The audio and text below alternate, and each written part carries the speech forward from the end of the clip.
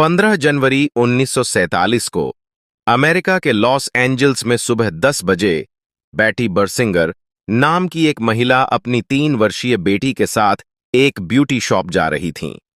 जब वह लीमार्ट पार्क के पास से गुजर रही थीं, तो फुटपाथ पर कुछ दूरी पर एक सफेद रंग की आकर्षक सीएचएसडी दिखाई दी। पहली बार में यह पुतले की तरह दिखता था, लेकिन जब उसने इसे और ध्यान से देखा तो उसे होश उड़ गए। दरअसल वह कोई पुतला नहीं था, बल्कि किसी महिला का शव था। शव को कमर के पास से 2 भागों में काटा गया था और उसके शरीर पर एक भी कपड़ा नहीं था। मुंह के दोनों ओर से कानों तक चीरे लगे थे, जिससे स्माइली फेस जैसी कोशिश की गई थी। मृत शरीर के आसपास एक भी बूंद खून नहीं था, जिससे यह स्पष्ट हो गया कि शव को वहां लाकर फेंक दिया गया था और खून को धोया गया था। बैटी बर्सिंगर यह सब देखकर घबरा गईं और पास की एक घर जाकर पुलिस को फोन किया। कुछ मिनटों के बाद Los Angeles police department LAPD घटनास्थल पर पहुंची और शव को उसकी कब्जे में लेकर मेडिकल जांच के लिए भेजा। परीक्षण में यह पता चला कि महिला की हत्या 10 से 12 घंटे पहले हुई थी। उसकी मौत मस्तिष्क में अंदरूनी रक्तस्राव के कारण हुई थी, जिससे यह साबित होता है कि हत्या से पहले उसे बुरी तरह प्रताड़ित किया गया था। पुलिस ने यह भी बताया कि शव को पानी से कई बार धोया गया था, जिससे उसकी त्वचा में जलन के निशान दिखे। शव को साफ करने के लिए 2 भागों में काटा गया था, जिससे यह स्पष्ट होता है कि किसी डॉक्टर की सहायता से इसे पूरा किया गया था। एक डॉक्टर के अनुसार मुंह के दोनों ओर चीरे लगाने के कारण महिला की मृत्यु के बाद चेहरे पर बोटॉक्स जैसे दिखने वाली तस्वीरें बनाई गई थीं।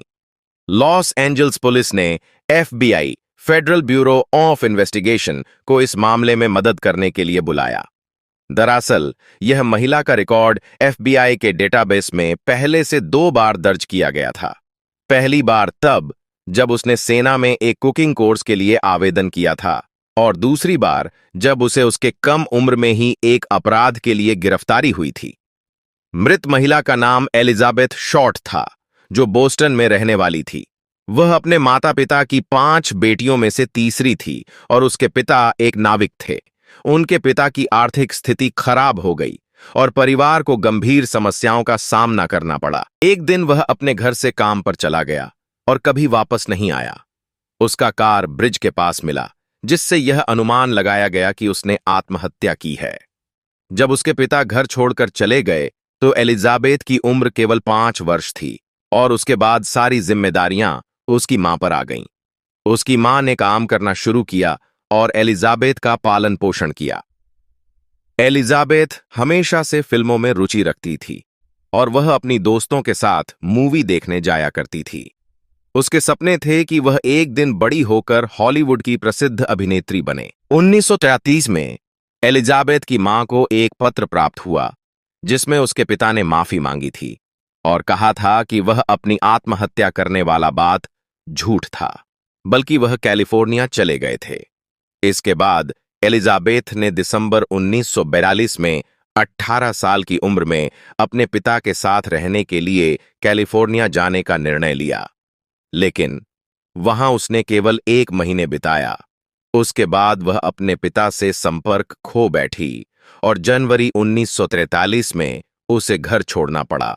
एलिजाबेथ ने सैन डिएगो में एक होटल में काम करना शुरू किया, लेकिन जल्द ही उसे वहां एक अधिकारी द्वारा दुर्व्यवहार का सामना करना पड़ा।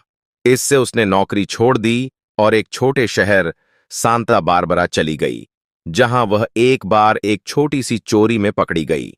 उसके बाद वह फ्लोरिडा चली गई, जहां उसे एक वायुसेना के अधिकारी मेजर मैथ्यू माइकल से मुलाकात हुई। कुछ समय बाद दोनों ने शादी करने का निर्णय लिया, लेकिन 10 अगस्त 1945 को मैथ्यू माइकल की एक विमान दुर्घटना में मृत्यु हो गई, जिससे एलिजाबेथ का दिल पूरी तरह से टूट गया। उसके बाद से ही वह फिल्मों में अपनी रुचि खो बैठी और उसने अपने सपनों को छोड़ दिया। उसने लॉस एंजल्स जाने का फैसला किया, जहां वह एक होटल में काम करने लगी। एलिजाबेथ एक स्वतंत्र विचारों वाली लड़की थी और उसने कई बॉयफ्रेंड बनाए, साथ में पार्टियों में जाती रही। लेकिन अचानक वह गायब हो गई और 9 जनवरी 1947 को अंतिम बार एक होटल में देखी गई। उसके बाद वह गायब हो गई और 15 जनवरी 1947 को उसकी मृत शरीर लीमट पार्क के पास मिली। जब पुलिस को शव मिला तो कुछ पत्रकार भी पहुंचे और शव के फोटो खींचे। उसके बाद यह खबर अमेरिका भर में फैल गई और पूरे देश में इसे प्रमुख समाचार बनाया गया। मीडिया ने एलिजाबेथ शॉर्ट को ब्लैक डाहलिया नाम दिया। कुछ लोगों का मानना था कि एलिजाबेथ उस समय बहुत ज्यादा आकर्षक कपड़े पहनती थी और उसके बालों में गुलाब की मालाएं लगती थीं, इसलिए उसका नाम ब्लैक डाहलिया पड़ा।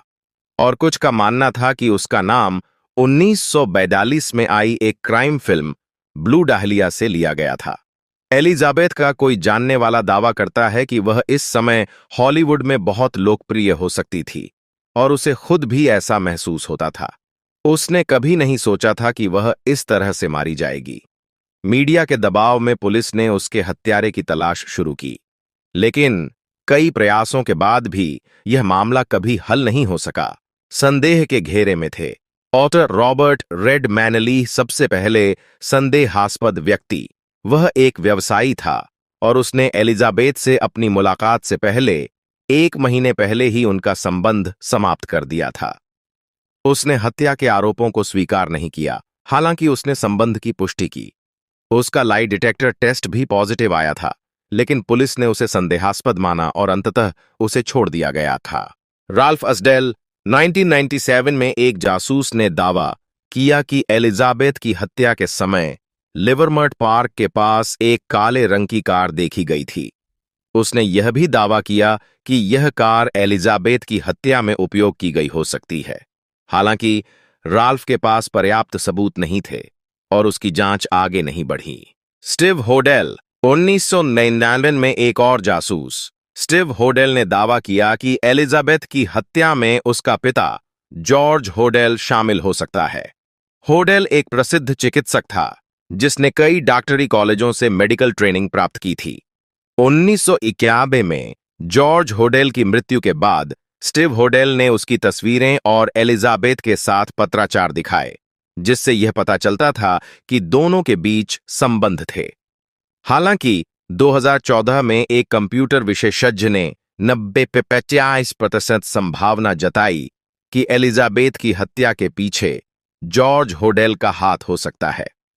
यह मामला आज भी अनसुलझा है और जांचकर्ताओं ने कई संभावित संदिग्धों का पता लगाने का प्रयास किया, लेकिन किसी भी निश्चित सबूत नहीं मिल सका।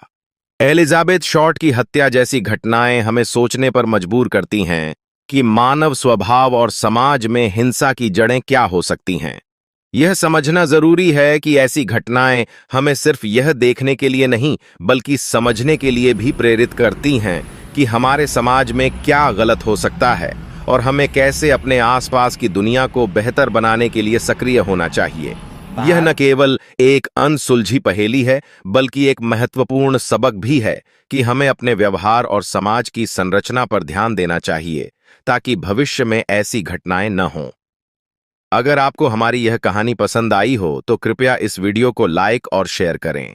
इससे हमारी मेहनत को पहचान मिलती है और हमें और अधिक वीडियो बनाने की प्रेरणा मिलती है। इस वीडियो को ज्यादा से ज्यादा लोगों तक पहुंचाने में मदद करें ताकि यह महत्वपूर्ण संदेश ज्यादा से ज्यादा लोगों तक पहुंचे। और हां, हमारे चैनल को सब्सक्राइब करना न भूलें ताकि आपको हमारे नए वीडियोस की अपडेट्स मिलती रहें। धन्यवाद।